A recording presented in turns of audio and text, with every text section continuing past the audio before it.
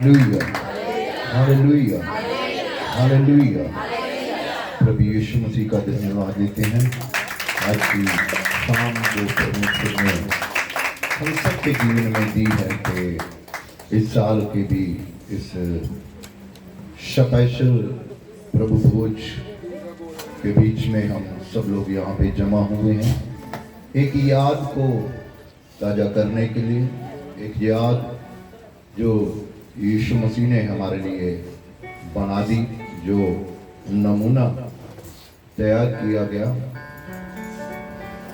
और उसके अनुसार हम आज के दिन, जैसे प्रभु यीशु मसीह ने आज से 2026 साल पहले अपने चेलों के साथ आखिरी फसा मनाया। ये फसा एक पर्व था, यहूदियों की रीति पे एक पर्व था, और इस पर्व को मनाने के लिए प्रभु यीशु मसीह ने जब अपने कदम यरूशलेम में रखे, जिसको हम पाम संडे करके सेलिब्रेशन करते हैं, कि प्रभु यीशु मसीह दुख उठाने के लिए यरूशलेम में प्रवेश किए और उनका रॉयल वेलकम उसके साथ प्रेम करने वाले लोगों ने वेलकम किया। और आज के दिन प्रभु यीशु मसीह लिखा है कि वो व्याकुल हुआ, मन में उदासी प्रभु यीशु मसीह के अंदर आई, क्योंकि वो एक बहुत बड़ी जंग लड़ने के लिए जा रहा था, जिस जंग से मुझे और आपको जीत प्राप्त होनी थी। ये बहुत महत्वपूर्ण जंग थी जो प्रभु यीशु मसीह ने अपनी जिंदगी में लड़ी। सो जब फसह का दिन था तो यीशु मसीह अपने चेलों के साथ अपने वो प्रेम जो शुरू से करता आया, और उसके प्रेम में कोई बदलाव नहीं देखा गया, लिखा वो अंत तक वैसा ही प्रेम करता रहा, अंत तक। इसका मतलब ये है कि प्रभु यीशु मसीह का प्रेम एक सा है, वो कभी बदलता नहीं है। वो हमसे प्रेम करता है और उसके प्रेम में कोई मिलावट नहीं, उसके प्रेम में कोई गड़बड़ी नहीं। वो सच्चा प्रेम हम लोगों से करता है और अंत तक करता रहेगा। जब तक हम इस दुनिया में रहेंगे तब भी रहेगा, और जिस दिन वो अपने राज्य में आएगा और हम हमेशा हमेशा के लिए उसके साथ राज्य करेंगे, ऐसे उसका वादा है। तो यीशु मसीह ने अपनी जिंदगी में बहुत बड़ी सेवकाई को अंजाम दिया। 33.5 साल, 30 साल की उम्र में प्रभु यीशु मसीह ने पहली बार उपदेश दिया था। 30 साल की उम्र में पहली बार यीशु मसीह ने उपदेश किया था, और 33.5 साल की उम्र में वो क्रूस पे चढ़ाई गई। यानी 3.5 साल के अंदर 3.5 साल की सेवकाई में उसने राज्य को हासिल कर लिया।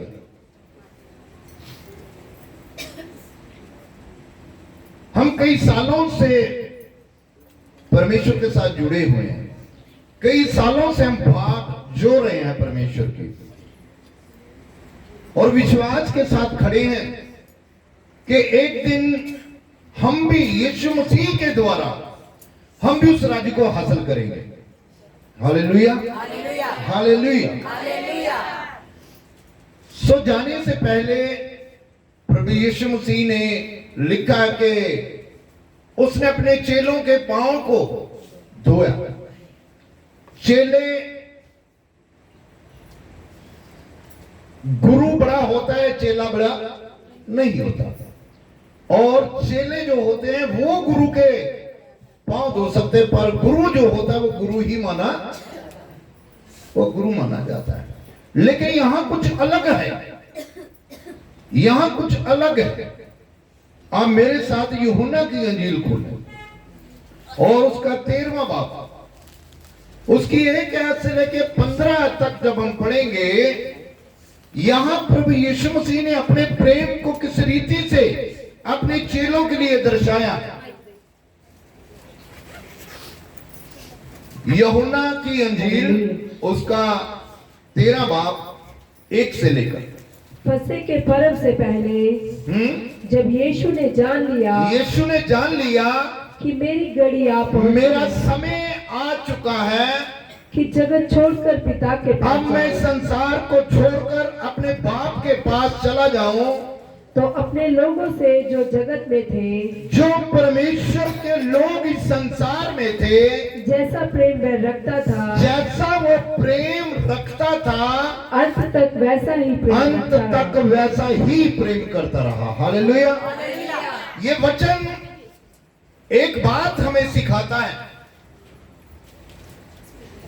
कि यीशु मसीह के स्वभाव कैसा था, यीशु मसीह का नेचर कैसा था।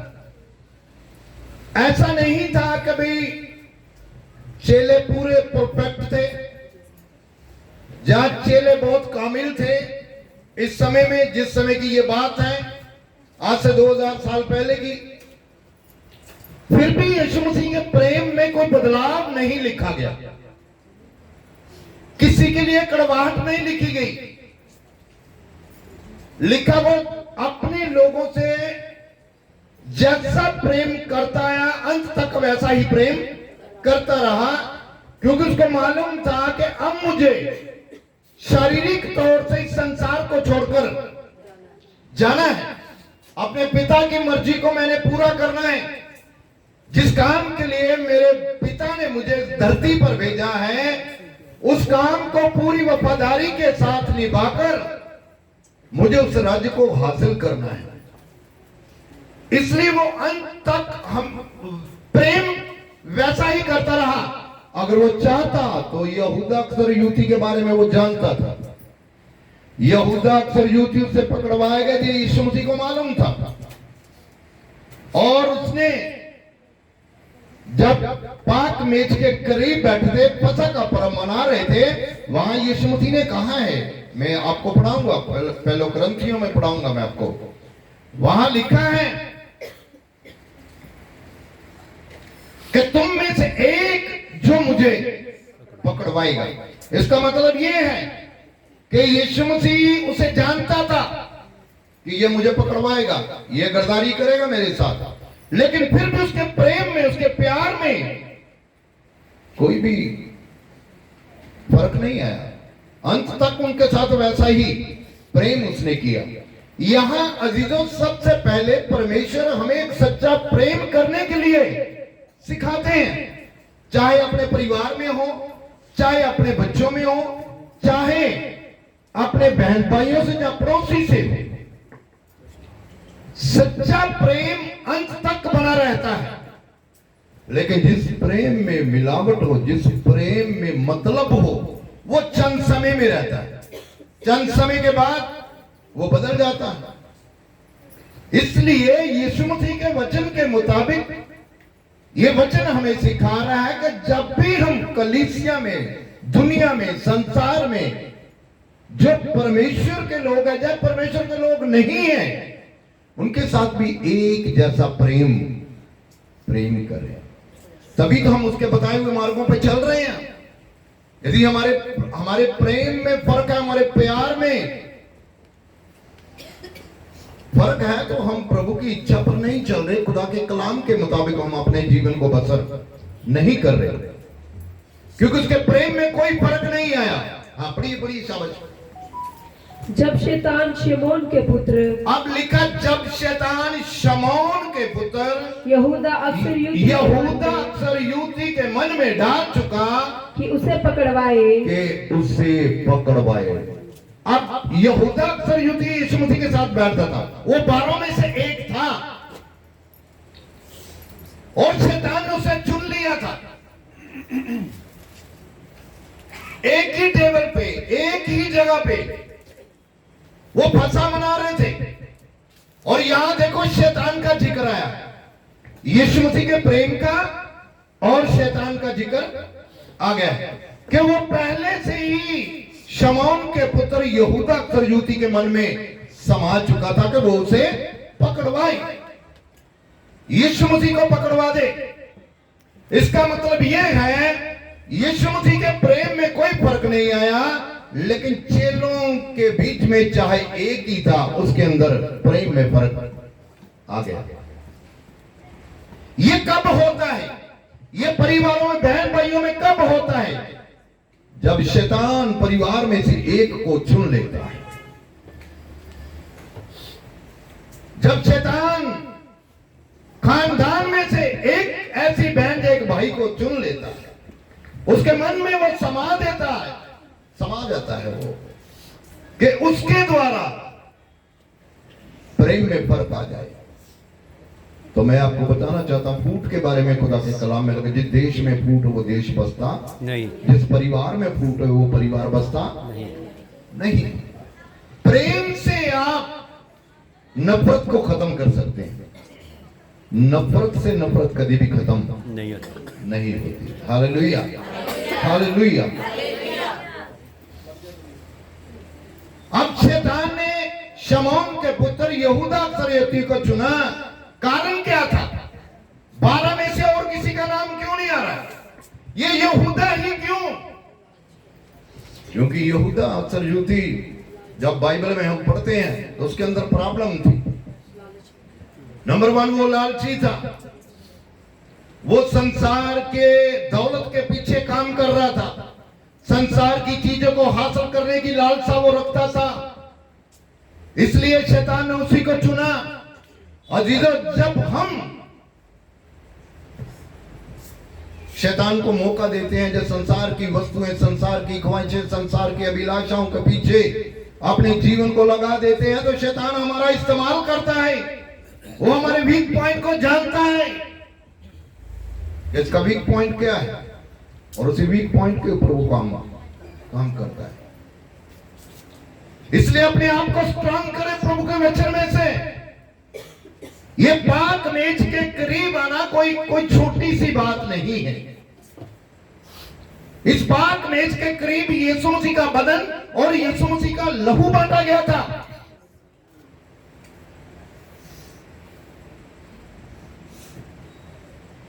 ये आसान काम नहीं था उसके लिए।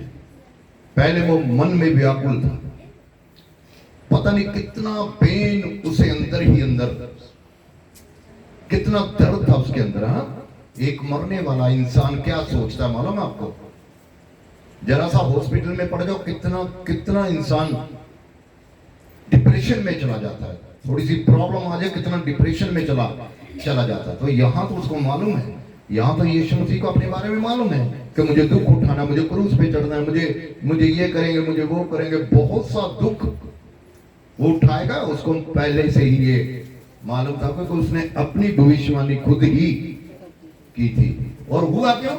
जो नबियों के द्वारा वचन कहा गया वो पूरा हो। Hallelujah, hallelujah. वचन अपनी जिंदगी में कोई ही पूरा कर सकता है। हर एक इंसान अपनी जिंदगी में वचन को पूरा नहीं कर सकता।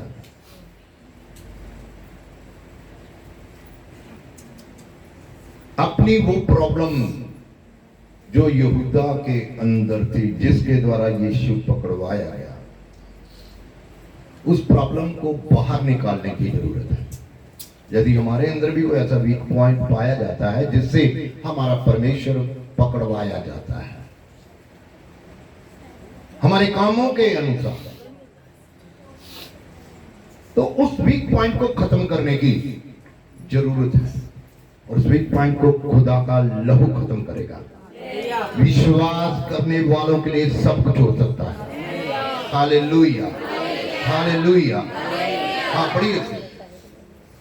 तो भोजन के समय, अब भोजन शुरू होने लगा, उसके समय यीशु ने ये जान लिया कि पिता ने सब कुछ मेरे हाथ में कर दिया। अब यीशु ने पहले से जान लिया है कि मेरे बाप ने सब कुछ मेरे अधिकार में कर दिया। और मैं परमेश्वर से आया हूँ। मैं कहां से आया हूं? मैं स्वर्ग का हूं, स्वर्ग का, पृथ्वी का। मैं स्वर्ग से आया हूं और परमेश्वर के पास और पिता के पास ही चला जाऊंगा। Hallelujah, hallelujah. यीशु मसीह को अपने बारे में सब कुछ मालूम है, सब कुछ। वो मेरे बारे में जानता तो अपने बारे में क्यों नहीं जानता होगा? वो पूरे संसार के बारे में जानता है तो वो अपने बारे में क्यों नहीं जानता होगा? है कोई ऐसा परमेश्वर जो अपने जीवन, अपनी लाइफ के बारे में आपको बता दे?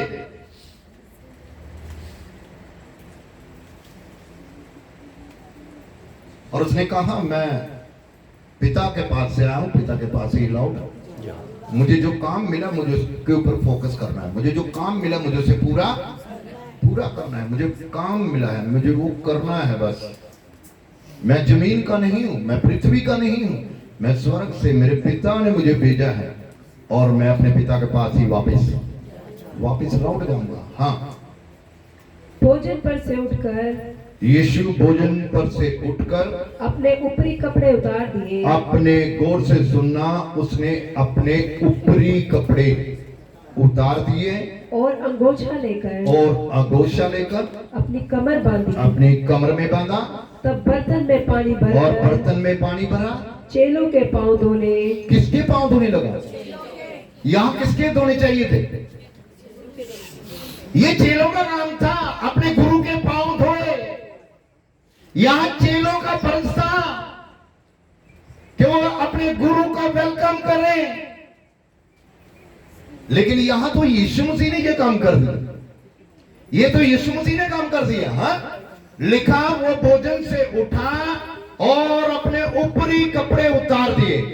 अजीजों, ये ऊपरी कपड़े का मीनिंग क्या है? ऊपरी कपड़े का मीनिंग क्या है? अपना बड़ापन, अपना गुरुपन, अपना उत्तमपन उतार दिए, फेंक दिया, साइड पे रख दिया। अब एक दास बन के खड़ा हो गया। हालेलुया। क्या बन के खड़ा हो गया? अपने आप को दास की मानद बना लिया उसने। अपने आप को शून्य कर दिया, जीरो कर दिया। है ऐसा प्रेम हमारे अंदर? है ऐसा वचन हमारे अंदर पाया जाता है? ऐसा स्वभाव हमारे अंदर पाया जाता है क्या? नहीं। लिखा उसने ऊपरी कपड़े उतारे और अपनी कमर कसी, आगोशे के साथ कमर कसी, और बर्तन में पानी लिया और चेलों के पांव धोने लगा। जब चेलों के पांव धोने लगा, बड़ी अद्भुत बात थी चेलों के लिए। ये कभी नहीं हुआ था, मालूम? कभी नहीं हुआ था। चेले यीशु की सेवा करते होंगे, लेकिन यीशु इस रीति से करेगा ये उनको मालूम ही नहीं था। लेकिन आज उनकी आत्मिक आंखें खुली है। Hallelujah, hallelujah. जब पांव धोने लगा तो वहां पे एक चेला ऐसा है जो कहता तू मेरे पांव नहीं धो सकता। क्या नाम था उसका? यहूदा नहीं, पतरस, जो यीशु का बड़ा करीबी था, यीशु से बड़ा प्रेम करने वाला था। यहूदा नहीं, पतरस था। जब पतरस की बारी आई, यीशु ने सबके पांव धोए, पतरस के पास गया। जब उसके पांव धोने लगा तब पतरस ने कहा, नहीं गुरु, तू मेरे पांव नहीं धोने पाएगा। ये वेलकम, आदर कर रहा है, वो आदर कर रहा है, एक आदर बरता, उसका मन एक प्रभु का आदर कर। नहीं, ये तो मेरा गुरु है, इससे तो मैं सीख रहा हूं, इसके द्वारा तो मैंने निजात पाई, इसके द्वारा तो मैंने छुटकारा पाया, इसके द्वारा तो मुझे आत्मिक कलाम मिलता है। पढ़िए इसको शाबाश। जब मैं शिमोन पतरस के पास आया, तब पतरस ने उसे कहा, है प्रभु, क्या तू मेरे पांव धोता है? क्या तू मेरे पांव धोएगा? मैं मछली पकड़ने वाला इंसान, नॉर्मल सा बंदा, तेरे कहने से तो मैं तेरे पीछे आया हूं, तेरे कामों को देखती तो मैं तुझसे प्रेम करने लगा हूं। तू सच्चा परमेश्वर है, जीवित खुदा है, इसलिए तो मैं तुझे स्वामी कहता हूं। पर ये क्या है? ये कैसा प्रेम है मेरे लिए? तू मेरे पाँव नहीं धो पाएगा। हाँ, यीशु ने उसे अब यीशु ने उसे जवाब दिया, जो मैं करता हूँ तू उसे अभी नहीं जानता। तू अभी नहीं जानता पतरस, तू अभी नहीं जानता जो मैं करता हूँ। परंतु जो परमेश्वर हमारे लिए करना चाहता है शायद वो हमारे ख्वाबों में भी नहीं होता। परमेश्वर किस रीति से कर देगा आपको मालूम ही नहीं होता। यहां पतरस ने इनकार किया कि तू मेरे पांव नहीं धोएगा। यीशु ने उसे जवाब दिया है, यीशु ने, तू अभी नहीं जानता जो मैं करता हूं, तू अभी नहीं जानता। इसका मतलब यहां पे चेलों को मालूम ही नहीं था यीशु क्यों कर रहा है, ऐसा क्यों। पहले तो कभी ऐसा नहीं हुआ, लेकिन आज ऐसा क्यों हुआ है। यीशु ने कहा तू अभी नहीं जानता, हाँ, परंतु इसके बाद समझेगा। उसके बाद में तुझे पता चलेगा। जब मैं तुम्हारे बीच में नहीं रहूंगा, जब तुम मुझे ढूंढोगे, जैसे रूबरू मेरे साथ बैठकर, रूबरू मेरे सामने बैठकर मेरे साथ मेज पर तुम बैठते हो, लेकिन इसके बाद तुम्हें मौका नहीं मिलेगा। ये आखिरी समय है, ये लास्ट मुलाकात है। हालेलुया, ये लास्ट मुलाकात है। दोबारा हम ऐसे कभी हम नहीं बैठेंगे। बाद में तुझे पता चलेगा इसकी वैल्यू का। हाँ, पतरस ने उससे कहा, पतरस ने कहा तू मेरे पांव कभी न धोने पाएगा। तू कभी नहीं धो सकता मेरे पांव।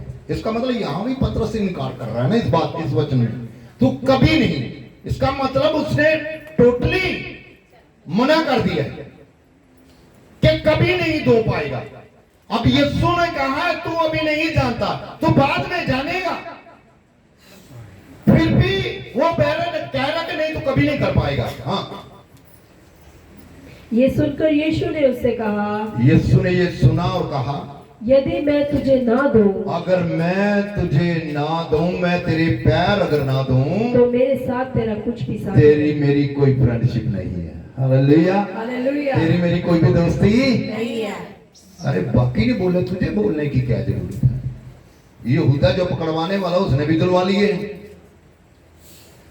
पर याद रख, जब तक मैं तेरे साथ ये ना करूं, तेरी मेरी कोई भी सांझ नहीं है। तेरी मेरी कोई सांझ नहीं है, मुझे करने दे। अब पतरस ने जब वचन को सुना, पतरस के वो वचन परमेश्वर का हृदय में गया और पतरस ने यीशु से कहा, तू मेरा सिर ही नहीं, तू मेरे पैर ही नहीं, मैंने सिर तो लाके पैरा था नवा दे। हालेलुया, हालेलुया, हालेलुया। अब पतरस जान गया है, अब पतरस को मालूम हो गया, पतरस को आत्मा ने सिखा दिया है। और यहां वो कहता है कि सिर्फ मेरे पैर ही नहीं, मेरा सिर भी। ये डबल अभिषेक के चक्कर में था, डबल मसे के चक्कर में था, है ना? उनसे अलग अपने आप को दर्शा रहा है, उन चेलों से अलग अपने आप को दर्शा रहा है। यहां पे पत्र सुनिए, यीशु ने कहा जब तक मैं तेरे पांव न धोऊं, तेरा मेरा कोई भी सांझ, तेरी मेरी सांझ ही नहीं है। इसका मतलब ये यीशु मसीह ने यहां सबको एक समान समझा, एक समान। उसके प्यार में किसी के लिए ना कमी थी ना कोई घटी थी, सबको एक समान यीशु मसीह प्यार करता है। चाहे हम पतरस की तरह हों, चाहे हम यहूदा इस्करियोती की तरह थे, जा कुछ हैं अपने कामों के अनुसार से मैं बोल रहा हूं, फिर भी यीशु मसीह हमसे प्रेम करता है। पढ़िए पतरस क्या बोल रहा है। शिमोन पतरस ने उससे कहा, है प्रभु, तू मेरे पांव ही नहीं, सिर्फ पैर ही नहीं, वरन हाथ और सिर भी धो दे। मेरे हाथ और सर भी धो दे। यीशु ने उससे कहा, यीशु ने जवाब दिया, जो नहा चुका है, जो नहा चुका है, उसे पांव के सिवाय और कुछ धोने की आवश्यकता नहीं। कुछ धोने की जरूरत नहीं है। Hallelujah, hallelujah. जो नहा चुका है, इस बात को समझ में आई? जो नहा चुका है उसे सिवाय पैर के और कुछ धोने की कब नहा चुके हैं आप मालूम? जिस दिन आपने यीशु मसीह के नाम से बपतिस्म लिया है उस दिन आप नहा चुके हैं हॉली स्पिरिट के द्वारा। आप नहा चुके हैं, यीशु मसीह ने आपको पाक और साफ कर दिया है। आपका पुराना जीवन उसी पानी में बह चुका है। आप एक नए आत्मिक जन बन के उभरे हैं। Hallelujah, hallelujah. अब आपको पांव धोने के सिवाय और कुछ भी नहीं करना। ये क्या? ये एक याद है, इस याद में करते हैं हम, पता? ये याद को ताजा करना है। क्रिसमस हर 25 तारीख को आता है, एक यादगिरी है ना, एक यादगिरी है। गुड फ्राइडे आता है, फ्राइडे को दिन ही आएगा, वेडनेसडे को नहीं आएगा, सैटरडे को। ये क्या है? एक यादगिरी है। उस याद को ताजा करना, हम याद को ताजा करते हैं। यीशु ने कहा ऐसा करने के लिए। पढ़ो पढ़ो शाबाश, जल्दी पढ़ो। परंतु वह बिल्कुल शुद्ध है, परंतु वह बिल्कुल शुद्ध है और तुम शुद्ध हो, परंतु सब के सब नहीं। सब के सब, ये भी एक बहुत बड़ी बात है। यीशु ने कहा शुद्ध है पर सारे, शुद्ध तो है पर सारे। यहां बात कहां जा रही है पता? यहूदा अक्सर युवती के लिए। अब जब यीशु ने बोला शुद्ध है तो सारे पूरे कॉन्फिडेंस के साथ हालेलुया बोले होंगे वो, है ना? प्रभु की महिमा हो, खुदा की तारीफ हो, हम शुद्ध, हमें शुद्ध प्रभु ने बोल दिया शुद्ध, तो हम क्या है?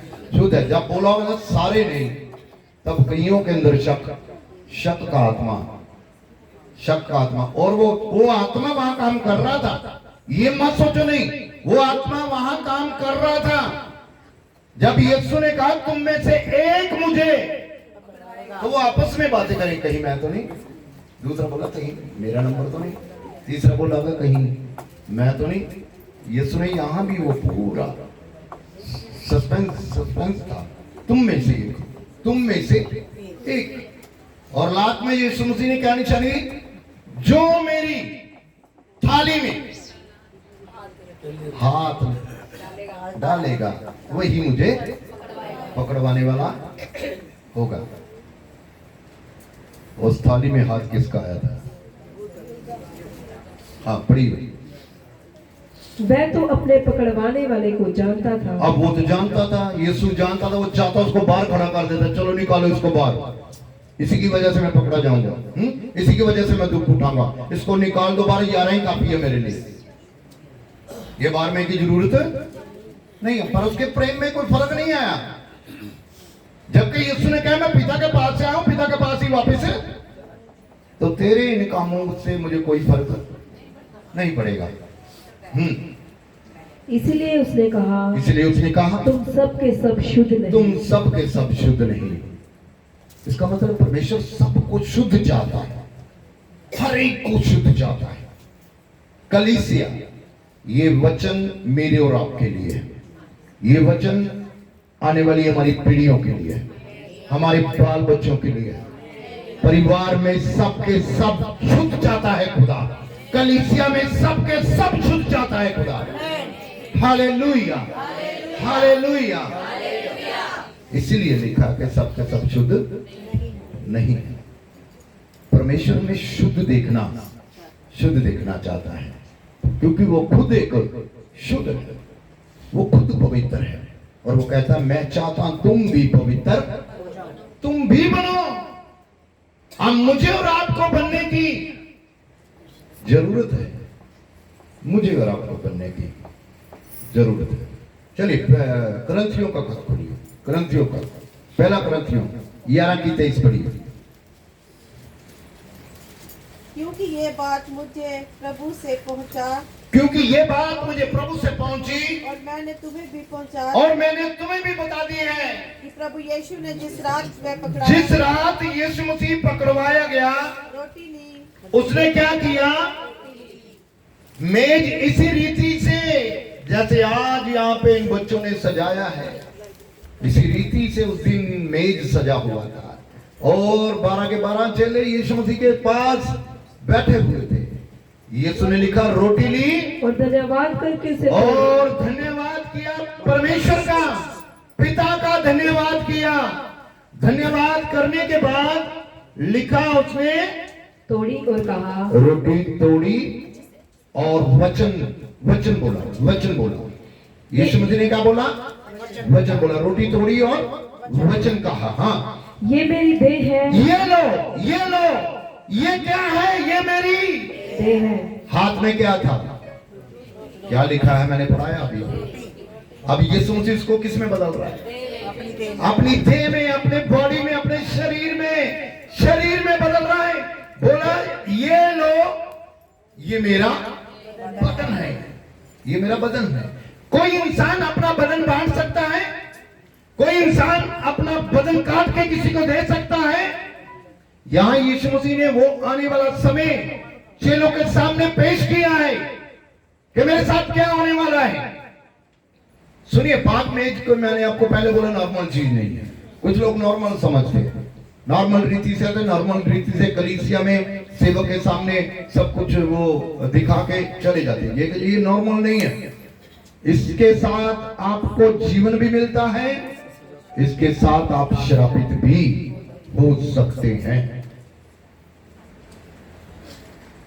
उसने रोटी को बदन में बदल दिया, अपने बदन में बदल दिया और कहा, ये मेरी देह है, लो, इसे लो और इसे खाओ।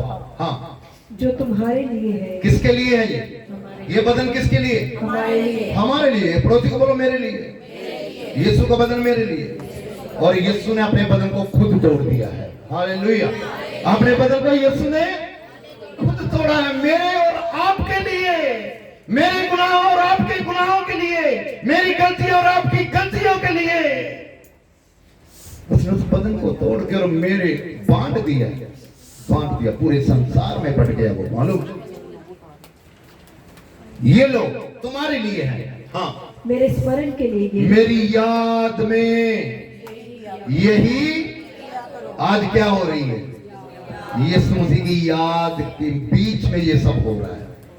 आज से 2026 साल पहले जो हुआ, आज उसकी याद ताजा कर रहे हैं। हालेलुया।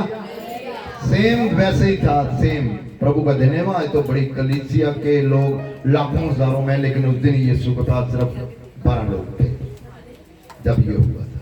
वो भी उसके शागिर्द थे, उसके चेले थे। निकाल लो, ये मेरा बदन है जो तुम्हारे लिए। हाँ, इसी रीति से फिर उसी रीति से उसने ब्यारी के पीछे कटोरा भी लिया, एक कटोरा लिया और कहा, ये कटोरा मेरे लहू में नई वाचा है। ये जो कटोरा है, ये मेरे लहू में एक नई वाचा है, एक नई वाचा है।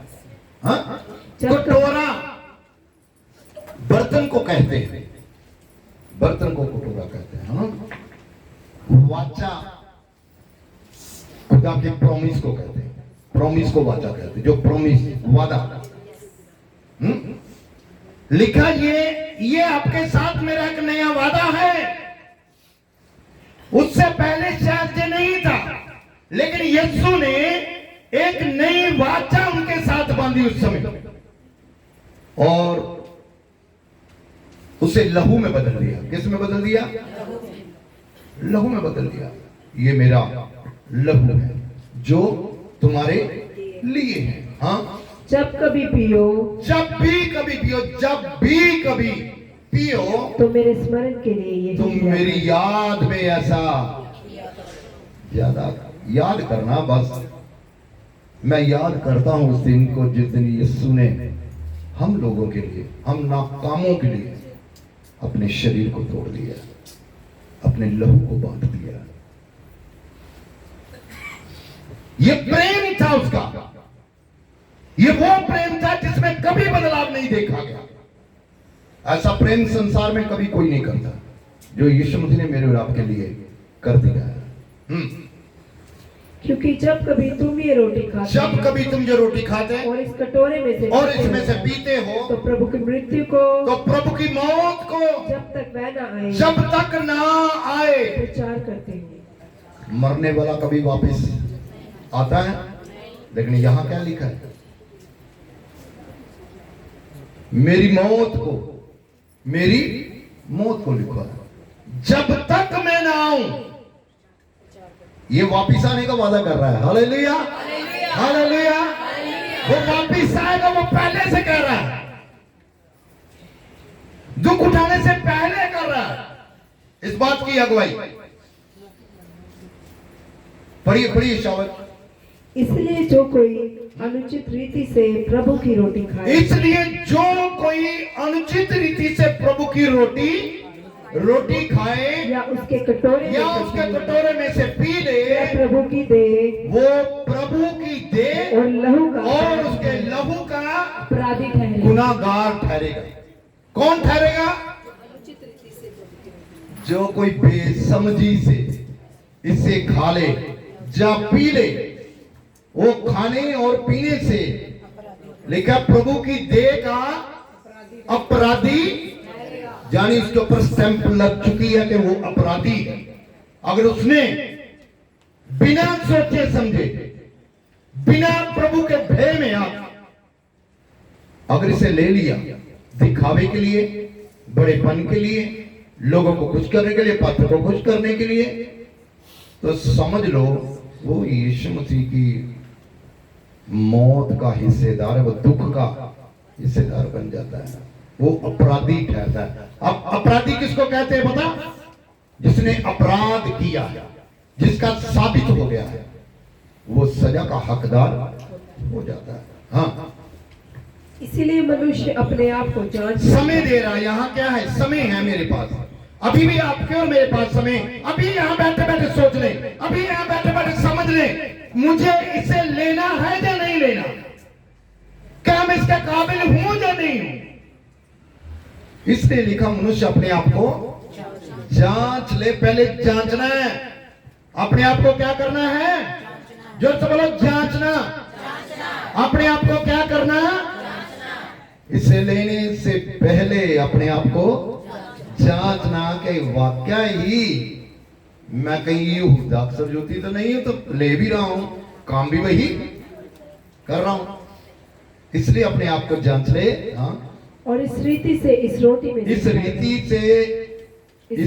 से खाए और इस कटोरे में से पिए। यहाँ इजाजत है किसको? जिसने जांच लिया अपने आप को, उसको ये इजाजत है कि वो यहाँ से रोटी भी और प्रभु का बदन और लहू दोनों को वो ले सकता है। हाँ, क्योंकि जो खाते पीते समय प्रभु की देह को ना पहचाने, प्रभु के दुख को ना जाने, उस बॉडी को ना जाने जो तोड़ी गई मेरे और आपके गुनाहों की खातिर, खाने और पीने से अपने ऊपर दंड लाता है। दंड भी आ गया, शराब भी आ गया, अपराधी भी ठहर गए और दंड भी, सजा भी। जो जांचे ना उसके लिए है। यदि आप इसे जांच कर आते हैं तो आप अपराधी नहीं ठहरते, आपको दंड नहीं दिया जाता, आप स्वर्ग के वारिस हो सकते हैं। Hallelujah, hallelujah. लिखा है जो मेरा बदन खाता है अनंत जीवन उसका है। ना वो कभी भूखा ना कभी प्यासा होगा। खाते पीते समय जो प्रभु की देह को ना पहचाने, वो खाने और पीने से अपने ऊपर सजा लाता है, वो ले आता है, खुद जिम्मेदार होता है वो। इसलिए लिखा, इसलिए तुम में बहुत से निर्बल और बहुत से रोगी भी है। इसलिए, किस लिए? बिना जांचे हुए पाक मेज के करीब आ जाना। इसलिए बहुत से निर्बल भी है और बहुत से रोगी भी। निर्बल किसको बोलते हैं? निर्बल किसको बोलते हैं? कमजोर, जो कमजोर होते हैं। मान लो प्रभु का धन्यवाद, आप शरीर से कमजोर नहीं है, लेकिन आत्मा में भी कमजोर हो जाता है इंसान।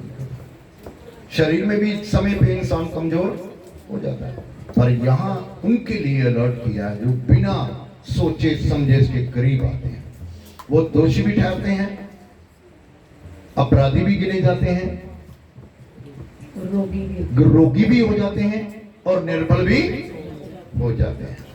यदि हम अपने आप को जांच लेते तो ये सजा ना पाते। ताली भी आगे प्रभु को नहीं मारो। हालेलुया। जांचने की जरूरत है खुदा के लोगों।